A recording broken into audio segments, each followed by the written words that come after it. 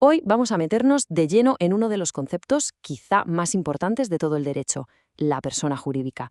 Puede que suene algo muy técnico, pero la pregunta de fondo, ¿quién o qué merece tener derechos ante la ley?, es, bueno, mucho más compleja y sorprendente de lo que parece a simple vista. A ver, para ir abriendo boca, una pregunta que seguro que nos hemos hecho alguna vez. ¿Un animal es una persona? Les tenemos cariño, los cuidamos, pero ¿tienen derechos propios en un sentido legal? Y si damos un salto al presente, al siglo XXI, ¿qué pasa con una inteligencia artificial? Si una máquina llega a pensar y actuar por sí misma, ¿deberíamos considerarla una persona a ojos de la ley? Claro, todas estas preguntas nos llevan al final a la misma cuestión central. Y para poder contestarlas, primero hay que entender qué significa exactamente ser una persona para el derecho, porque ojo, no siempre es lo mismo que entendemos en nuestro día a día. Ok, aquí está el meollo de la cuestión. Hay que diferenciar dos cosas. Por un lado está el hombre, en el sentido de ser humano. Eso es un concepto biológico, natural. Pero en cambio, persona, eso ya es otra historia. Es una construcción, una creación del derecho. Y como vamos a ver, la ley no siempre ha considerado a todos los seres humanos como personas con plenos derechos.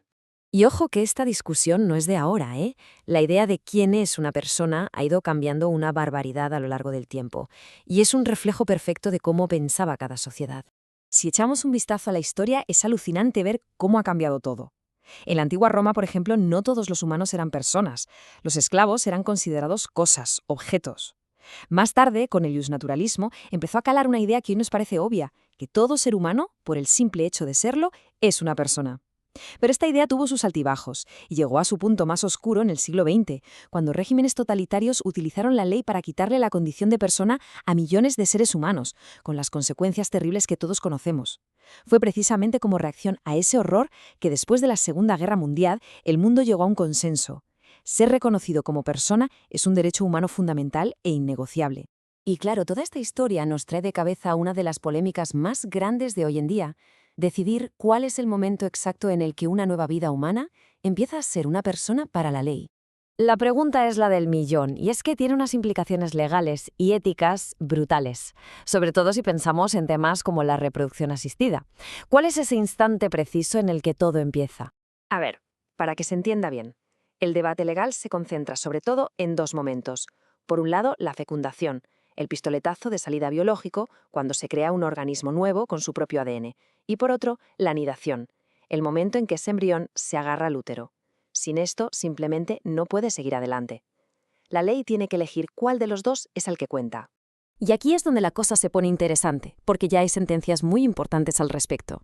La Corte Interamericana de Derechos Humanos, en un caso muy famoso, dijo que la concepción para la ley no es solo la unión del óvulo y el espermatozoide, sino que necesita que el embrión se implante en el útero, porque solo a partir de ahí tiene opciones de ser viable. Pero, cuidado, no todas las leyes son tan claras. En Argentina, por ejemplo, el Código Civil y Comercial dice que la persona existe desde la concepción, pero no aclara si se refiere a la fecundación o a la implantación. Esta ambigüedad, claro, deja un vacío legal bastante importante, sobre todo cuando hablamos de embriones que se han creado en un laboratorio y todavía no se han transferido al útero. Bueno, y si dejamos por un momento a los humanos, el debate se expande a unos territorios que parecen de ciencia ficción, pero que son muy reales. Volvemos a la pregunta del principio, ¿recordáis? Pero ahora ya tenemos más herramientas para pensarla. Cada vez somos más conscientes del bienestar animal, así que la pregunta es inevitable. ¿Deberían dejar de ser cosas para convertirse en sujetos de derecho? Y que nadie piense que esto es solo una discusión teórica, ¿eh? Para nada.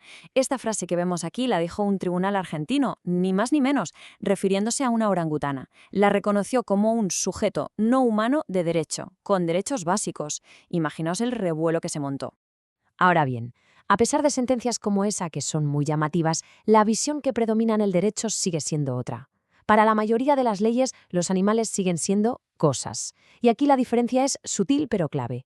La ley los protege, sí, pero no tanto por ellos mismos, sino para proteger los sentimientos de las personas. No les reconoce derechos propios como a una persona. Y si el tema de los animales ya es complicado, lo que se viene con la inteligencia artificial, eso ya es otro nivel. ¿Qué hacemos cuando una IA se vuelva tan lista y autónoma que ya no podamos verla como una simple herramienta? Fijaos que en Europa ya se ha puesto sobre la mesa la idea de crear una especie de personalidad electrónica para los robots más avanzados, sobre todo para un tema práctico: ¿quién paga si un robot la lía? Pero por ahora el consenso es bastante claro. Por muy listo que sea el robot, detrás siempre hay una persona, quien lo fabricó, su dueño, quien lo programó, que es la responsable final. Y llegamos a la última frontera, quizá la más rompedora de todas. La idea de que la propia naturaleza, un río, un bosque, pueda tener derechos. Sí, sí, como suena. Esto ya está pasando. Hay tribunales por el mundo que le han dado personalidad jurídica a ríos, permitiendo que alguien los defienda en un juicio como si fueran una persona. La otra vía, más clásica, es proteger la naturaleza a través de lo que se llaman derechos colectivos, que son derechos de toda la comunidad, de todos nosotros, a tener un medio ambiente sano. Vale, después de todo este viaje por la historia y hasta por el futuro, la pregunta clave es, ¿y todo esto por qué importa? ¿Cómo nos afecta en el día a día? Pues mirad, ser considerado persona por la ley es básicamente la llave que abre todas las puertas de la vida en sociedad. Significa tener un nombre, tener capacidad para firmar un contrato, para tener propiedades, un domicilio, y no solo eso, también protege lo más personal, nuestro derecho a la dignidad, al honor, a nuestra imagen. Exacto, no son solo palabras en un papel, son los ladrillos con los que se construye nuestra identidad legal y nuestra capacidad para relacionarnos con los demás y con el Estado. Son lo que nos permite participar de verdad en la sociedad. De hecho, esta idea es tan importante que hoy se considera un derecho humano básico, fundamental. Como dice el Pacto de San José de Costa Rica, el simple hecho de ser humano da derecho a ser reconocido como persona ante la ley. Punto. Así que la próxima vez que surja la conversación sobre si un animal, una inteligencia artificial o un río pueden tener derechos, recordemos que no es un simple debate filosófico. La respuesta que le demos a esa pregunta va a moldear el futuro, porque al final, decidir quién es una persona es decidir qué tipo de sociedad queremos construir.